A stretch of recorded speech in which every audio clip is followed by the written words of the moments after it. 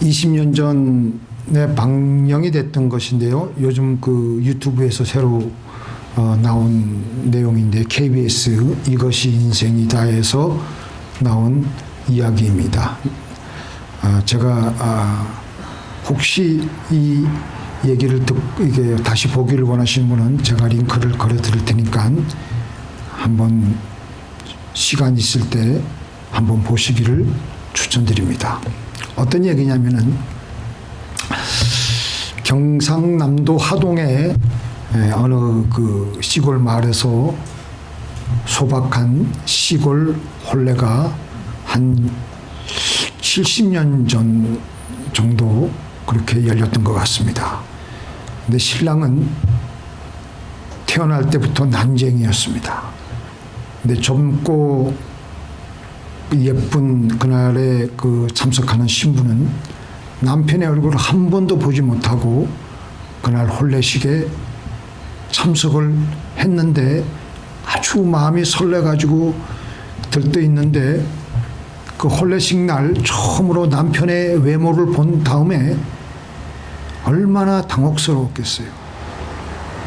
얼마나 기가 막혔겠어요. 하지만 그날 맺은 결혼의 언약 앞에서 차마 등을 돌리고 도망가지는 못했습니다. 연이어서 낯선 환경, 가난, 그리고 남편이 난장인 그 현실은 이 어린 신부에게 너무나도 가혹한 것이었습니다. 보따리를 아궁이 옆에 살짝 숨겨놓고 밤마다 도망치려고 나올 때마다 난장이 남편의 목소리가 귀에 아른거리는 겁니다. 절대 떠나면 안 돼, 여보. 내 마음을 알지? 그래서 이 새색 씨는 새로 결혼한 이 남편의 그 간절한 얘기가 귀에 들리고 해가지고 그때마다 다시 주저앉고 맙니다. 첫 아들을 얻어서나 금방 세상을 떠났고 꽃이어 다시 태어난 아들을 보니까 남편과 같은 똑같은 난쟁이로 태어난 거예요. 젊은 신부는 그냥 아뜨거라 하고 절망했습니다. 아들은 그런데 힘겨운 몸으로 걷지를 못하다가 20살이 되어서야 간신히 걸음마를 떼고 걷기를 시작했습니다. 하지만 그 아들에게 다가오는 세상은 너무나도 가혹한 것이었죠. 그래서 이 아들이 삶을 포기하려는 순간 어느새 붓을 잡으며 서예에 그가 발을 딛기 시작했습니다. 서예를 하며 마음을 다잡고 거기서 그는 한 여인을 만나게 되어서 부부가 되었습니다. 그는 이런 얘기를 해요. 방송에 나와가지고 어머니가 아버지를 끝까지 사랑했듯 내 아내도 나를 지금 사랑해주고 있습니다. 그 다음에 아나운서가 이런 질문을 합니다. 저 위치에서 어머니처럼 사신다는 게 쉬운 일은 아니지요? 그러니까 그 아들이 그럼요. 저희 어머니의 그동안의 삶은 여튼 뭐 다른 사람들은 그래도 삶에 희망이 있고 뭔가를 이루어가면 되는 살아볼 만한 삶이지 않겠습니까? 내 어머니의 삶은 그냥 사는 것이 아니라 살아내어야만 했던 삶이었습니다. 그런 삶이었기 때문에 눈물진 한 해 세월은 제가 뭘 해도 갚아드릴 수가 없습니다. 이렇게 아들이 아나운서의 그 질문에 답을 했습니다. 내 어머니의 삶은 살아내어야만 했던 삶이었습니다. 가난 속에서 남편도 아들도 모두 난장이로 태어났음에도 사랑과 인내로 끝까지 함께 살아낸 한 여인의, 한 어머니의 인간 승리의 이야기였습니다. 너무나도 제가 감동을 받았고 거기에 참석한 방청객들이 하나둘씩 눈물을 흘리는데 참 감동을 많이 받고 이 어머니가 그 당시에 그 김영삼 대통령에게 무슨 훈장을 받았어요. 훈장 받을 만하죠. 우리들의 삶, 우리는 어떻게 살아내어야 할까요? 때로는 포기하고 싶고 미쳐버릴 것만 같은 상황이 다가올 때가 있을 때 우리도 믿는 우리는 이 어머니보다 더 잘 살아내어야 되지 않겠습니까? 오늘 이 성경 말씀은 바울이 고린도 교인들의 교만과 자랑을 책망하고 있는 말씀입니다. 당시 고린도 교회 성도들은 서로 나는 바울에게 나는 아볼로에게 속했다고 하며 서로 내가 더 잘났다 그러고 그런데 그때 그런 고린도 교회 성도들의 교만과 철없는 것을 탄식하며 사도 바울은 바로 오늘 이 말씀을 주신 것입니다. 바울은 사도의 역할을 말하는데 사도들은 우리가 믿는 것은 영광스러운 자리가 아니라 고난과 멸시를 받는 자리라고 했습니다. 우리들의 처지는 뭐냐? 고대 로마에서 전쟁 포로들이나 오늘 말씀 잘 보세요. 범죄자들을 경기장에서 맨 마지막에 끌어내어 처형을 시키지 않습니까? 바로 그런 것과 같은 존경받는 자리가 아니라 세상의 가장 천한 자리에 놓인 존재이며 우리의 삶은 세상과 천사와 사람 앞에 드러난 이 세상 무대에서 구경거리가 되는 삶이라고 하였던 겁니다. 모든 이들이 지켜보는 무대 위의 연극처럼 우리 믿는 사람들의 삶은 사람과 천사 앞에 드러난 이 세상의 무대에서 펼쳐진 삶이라는 것입니다. 우리 믿는 사람들의 고난, 희생, 박해는 세상 사람들 앞에서 펼쳐지는 하나의 구경거리가 되고 있는 거예요. 하나의 연극으로 보여지고 있는 겁니다. 이 연극, 그런데 이 말씀을 우리는 승화시켜서 이 연극의 연출가 감독은 누구이시겠습니까? 하나님이십니다. 우리 믿는 사람들은 그분의 뜻에 따라 연기하는 배우라는 겁니다. 배우들이 연기를 잘하기 위해서 어떤 노력을 기울이고 있습니까? 어떤 배우들은 실제로 그 자기가 추구하는, 자기가 나타내려는 인물, 그 인물처럼 똑같이 먹고 자고 생활하기도 하고 무대 위에서 눈짓, 몸짓 하나도 예민하게 신경을 기울여서 연기하려고 합니다. 제가 종종 많이 이야를 들고 있죠. 데니엘 데일 루이스라고 링컨 역할을 아주 기가 막히게 맡았던 그런 이 배우를 가리켜서 현존하는 최고의 메소드 연기파 배우라고 합니다. 자신이 맡은 역할에 완전히 몰입을 해가지고 실제로 그 인물처럼 말하고 행동하는 과정에서 내면의 감정까지 끌어냅니다. 그만큼 매섭게 배역에 몰입을 한다는 겁니다. 실제로 나의 왼발을 찍을 때는 나의 왼발이라는 영화가 있었어요. 그 장애인의 그 역할을 하는데 휠체어에서 꼼짝도 하지 않고 식사나 자리 이동을 모두 스태프들의 도움으로 했고 또 그 인디안 영화 라스트 모히칸 촬영 당시에는 엘라바마 오지에서 야영 생활을 하며 실제 모히칸처럼 사냥에 잡은 음식만 먹으며 몇 달을 그렇게 생활을 하는 거예요. 영화 촬영하는 내내. 우리도 하나님께서 맡기신 배역, 하나님께서 맡기신 우리의 직분, 우리의 삶의 자리, 우리의 삶의 사명을 잘 감당하기 위해 우리는 어떻게 해야 되겠습니까? 말씀과 기도와 성령의 충만함으로 이 연극 무대에 올라서 아주 자연스럽게 우리의 삶을 잘 살아내어야 될 줄로 믿습니다. 하나님은 이 땅에 우리를 보내실 때 우리 각자에게 어떤 역할들을 다 맡기셨습니다.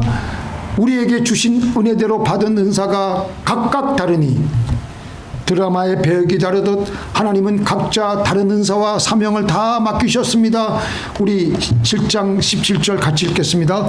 오직 주께서 각 사람에게 나눠주신 대로 하나님이 각 사람을 부르신 그대로 행하라. 우리 개개인은요 다른 사람들하고 비교할 것 없습니다. 하나님이 이 세상 무대에서 나에게 맡기신 역할, 그 역할에 최선을 다해서 하늘나라의 연기를 하다가 잘 감당하다가 때가 되어서 하나님이 부르시면 올라가면 되는 겁니다. 믿습니까? 아멘. 1787년 10월 28일 27살의 젊은 영국 국회의원 윌리엄 윌버포스는 일기에 이런 내용을 남겼습니다. 전능하신 하나님께서는 내 앞에 두 가지 큰 사명을 주셨다. 하나는 노예 무역을 금지하게 하는 것이고 다른 하나는 관습을 개혁하는 것이다. 젊고 유능한 이 윌리엄 윌버포스 국회의원은 어느 날 그리스도를 영접하고 자기의 세상 야망을 다 버린 채 오직 예수 그리스도를 위해서 살기로만 결심하고 이 두 가지 목표, 하나는 노예 무역 폐지, 금지, 그리고 잘못된 관습의 개혁을 하기 위해서 자기의 그 모든 인생의 역량을 거기다가 다, 정말 이 사람은 그 두 가지의 목표를 위해서, 두 가지 사명을 위해서 자기의 삶을 잘 살아내었던 것입니다. 때로는 그 기나긴 그 사명을 감당하는 동안에 수없이 많은 암살 위협과 중상모략과 비방에도 굴하지 않고 그 삶을 잘 살아내는데 같이 또 도와주는 친구들이 있었습니다. 영국의 뜻있는 목사들, 성직자들, 그리고 뜻을 같이 한 친구들, 그리고 교인들이 그를 서포트하는 거예요. 그를 도와주는 거예요. 외롭고 기나긴 긴 싸움을 하는 그의 인생 말년에 56년이 지난 후에 두 가지의 사명이 어느새 다 이루어진 거예요. 그러면서 그가 마지막 남긴 그 일기에 뭐라고 되어 있냐면은, 나로 하여금 영국이 노예 제도를 통해 얻는 2천만 파운드의 돈을 포기하는 날을 보게 하시고 이제 내 아버지 본향인 천국에 가게 하시니 하나님께 감사할 뿐이다. 이 말을 남기고 하나님께로 갔습니다. 여러분들이나 저나 우리 개개인의 하나님께서 지금 우리에게 주신 사명이 뭐가 있습니까? 우리는 우연히 생긴 존재가 아닙니다. 우리는 하나님의 계획 속에서 우리는 사명을 받고 태어났습니다. 제가 국민학교 다닐 때 우리 국민교육원장 다 배웠죠. 우리는 역사의 사명. 민족 중흥의 역사적 사명을 띠고 이 땅에 태어났다. 그게 첫 번째. 저는 그거는 확실하게 외워요. 나는 민족 중흥의 역사적 사명을 받고 이 땅에, 우리는 그냥 태어난 존재가 아니라는 겁니다. 각자에게 주시는 사대로, 정치가는 정치가대로, 사업가는 사업가대로, 가정주부는 가정주부대로 하나님께서 내 일생 동안 나에게만 주신 사명이 있을 겁니다. 그 사명대로, 그 사명을 우리는 발견하고 살아야 됩니다. 나에게서 말씀하시는 주님의 음성을 듣고 그분이 나에게 말씀하시는 역할과 사명을 듣고 잘 살아내어야 됩니다. 그분은 내 일생의 계획을 가지고 계시며 연출자이십니다. 그분은 우리 개개인의 일생 동안에 무엇인가를 우리 개개인을 통해서 이루시기를 원하시고 계신 것입니다. 믿습니까? 네. 하나님은 우리의 이 인생 드라마를 연출하시는데 모든 때를 정해 놓으셨습니다.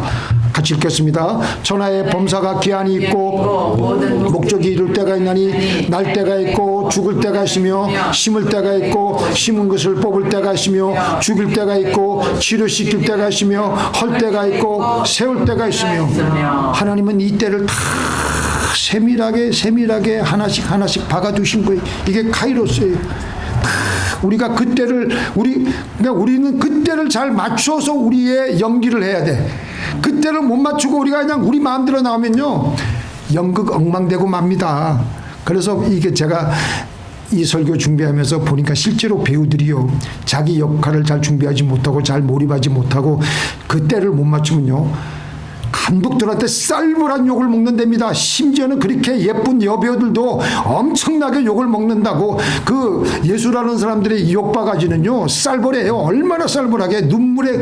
제가 한 번은 한국 나갔을 때 제가 총각 때 한국 나가서 그 창덕궁에 갔었어요. 창덕궁에 한번 제가 이제 그 옆에 학교를 다녔었을 때 이제 그 생각을 하면서 그 창덕궁에 갔는데 비원이잖아요. 비원. 그때 이제 그 그 연기를 하고 있었어요. 그 장미 씨가 나와가지고 저기서 하고 이제 배창수인가 하는 감독이 막 하는데 연기가 잘 안 되니까 배창수라는 감독이 그냥 이 장미라는 이 여배우한테 엄청나게 포부되는 거니까 이야 저렇게 포부도 되나 그렇게 하더라고. 그렇게. 근데 예술하는 사람들요, 영화 감독들, 방송국 PD들 욕 정말 쌀벌하게 하는 걸 제가 그때 처음 알았어요. 그러니까 이 배우들은 얼마나 벌벌 떨리겠어요. 그렇게 대배우인 장미호 씨도 그 나름대로 한국을 대표하는 배우인데 알아서 원하는 대로 연기하려고 애를 씁니다. 그렇게 하지 않고 자기 마음대로 배우가 마음대로 연기하면요 드라마가 엉망이 되어버리기 때문에 우리의 인생도 마찬가지입니다. 우리의 삶의 감독이신 하나님 뜻대로 살아야 됩니다. 같이 읽겠습니다. 시작. 믿음의 주여 또 온전케 하시는 이 예수를 바라보자. 예수님을 왜 바라봐요? 예수님 지금 제가 뭘 어떻게 해야 됩니까? 지금 이 상황 속에서 지금 나가야 됩니까? 말아야 됩니까? 어떤 표정을 짓고 해야 됩니까? 그 최불암 씨가 그렇게 말했어요.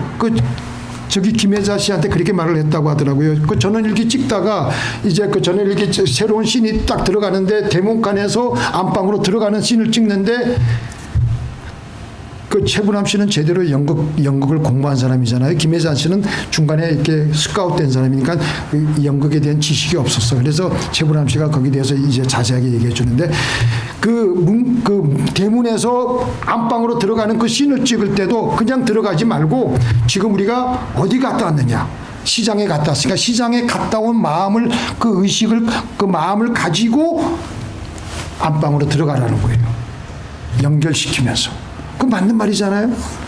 그만큼 우리가 하는 우리가 해야 되는 이 우리의 삶의 이 행동도 하나님을 늘 의식하고 하나님 이 타임에는 내가 나가야 될까요? 말아야 될까요? 내가 어떻게 해야 될까요?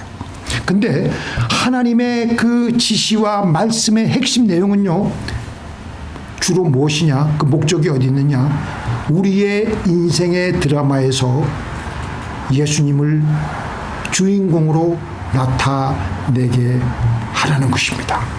무대의 주인공은 내가 아니라 예수님이에요. 믿습니까? 우리 삶의 무대에서 주연은 언제나 예수님이 되어야 돼.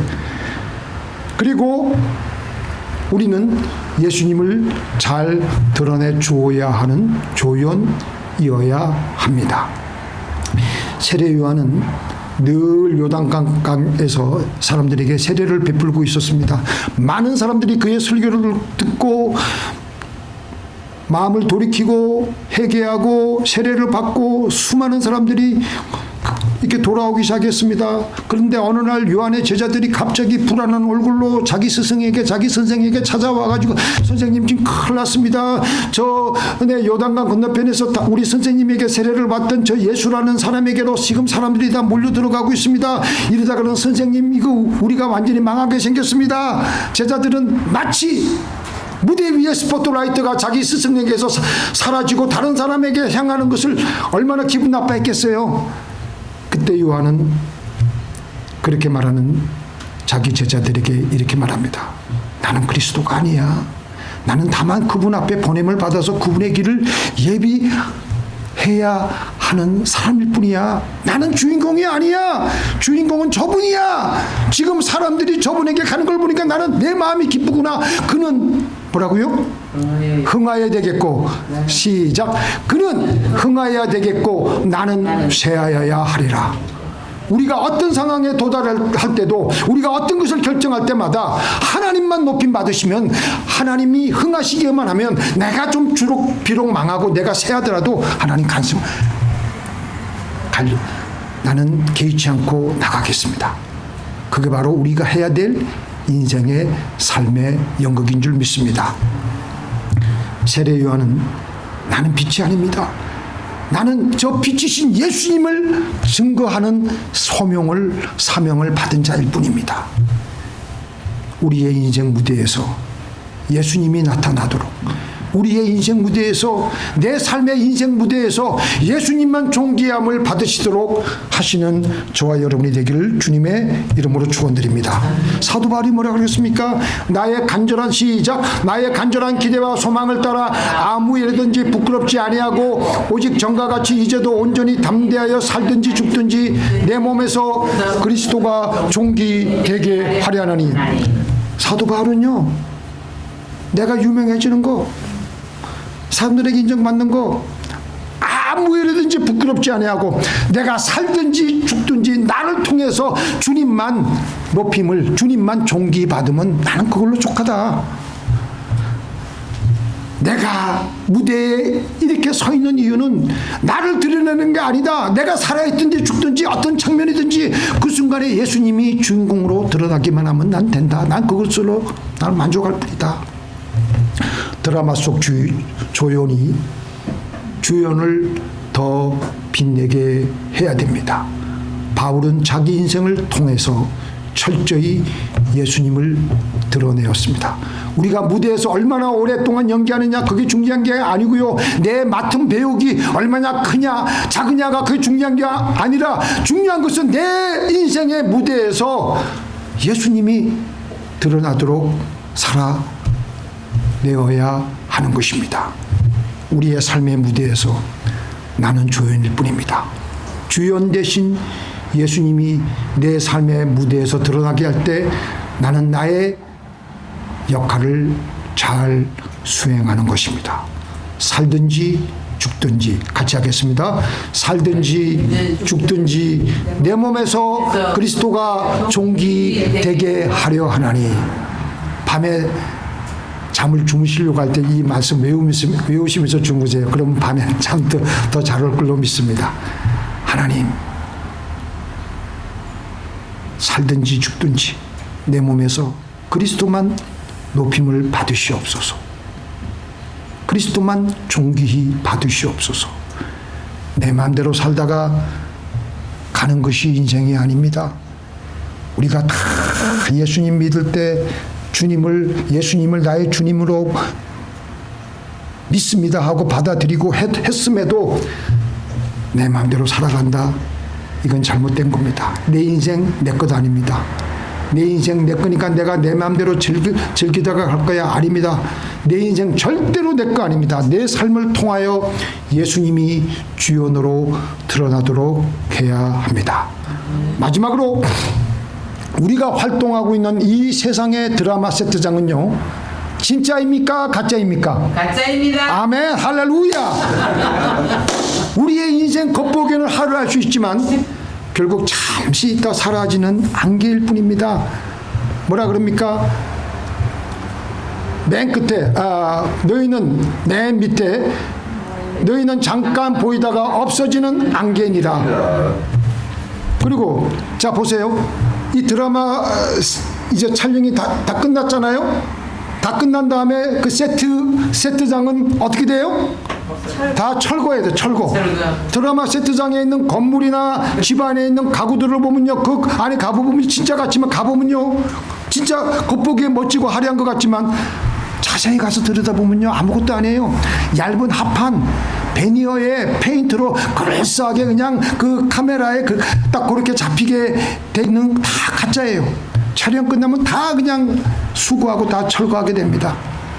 그러나 진짜 집은 튼튼하게 세워져서 무너지지 않습니다. 고린도후서 5장 1절 시작. 만일 땅에 있는 우리의 장막집이 무너지면 하나님께서 지으신 집 곧 손으로 지은 것이 아니요 하늘에 있는 영원한 집이 우리에게 있는 줄 아나니. 우리 여기 소망을 가져야 돼. 이렇게 우리의 인생도 영원하지 않고 언젠가는 끝납니다. 오늘 우리 김영교 집사님 특송하시는 이 찬송이 얼마나 내 영혼이 은총 입어 중한제진 묻고 보니 슬픔 많은 이 세상도 천국으로 하오도다. 이 세상에 살 때도 우리는 천국같이 살아야 돼. 모든 육체는 불과 같고 없고 모든 영광은 풀의 꽃과 같으니. 자, 마지막으로 제가 읽어드릴게요. 고린도전서 15장 19절 만일 그리스도 안에서 우리의 바라는 것이 다만 이생뿐이면 모든 사람 가운데 우리가 더욱 불쌍한지라. 우리가 만약에 이생이 없고 천국이 없으면요, 우리처럼 불쌍한 사람 없어요. 우리 매 주일마다 푸른 초장도 못 놀러가고 요세미티도 못 놀러가고 저기도 못 놀러가고 꼭 주일날 이렇게 교회 나와서 예배드리고 그러잖아요. 왜?